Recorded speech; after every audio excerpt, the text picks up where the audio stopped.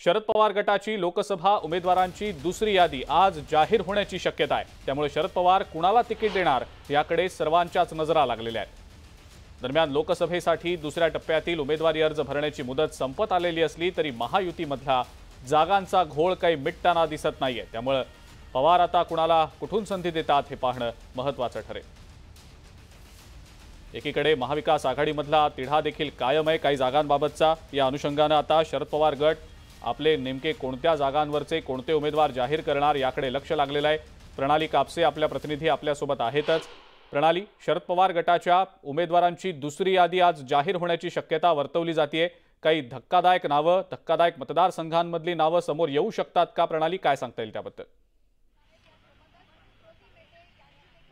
खरं तर आज 3 एप्रिल आहे, म्हणजे आज महाविकास आघाडीच्या जागावाटपाच्या संदर्भात एकत्रितरित्या संयुक्त पत्रकार परिषद होईल असं गेल्या आठवडाभर महाविकास आघाडीचे तिन्ही पक्षाचे जे नेते आहेत हे वारंवार सांगतायत। परंतु आता आपण पाहतोय की 10:30 वाजून गेलेले आहेत आणि तरी सुद्धा अजूनही या महाविकास आघाडीच्या संयुक्त पत्रकार परिषदेचे वेळ आणि ठिकाण अजूनही कळू शकत नाहीये। महाविकास आघाडीचे नेते अजूनही म्हणतात की आज पत्रकार परिषद होऊ शकते, परंतु जर आज ही पत्रकार परिषद झाली नाही तर मात्र राष्ट्रवादी शरदचंद्र पवार पक्षाच्या वतीनं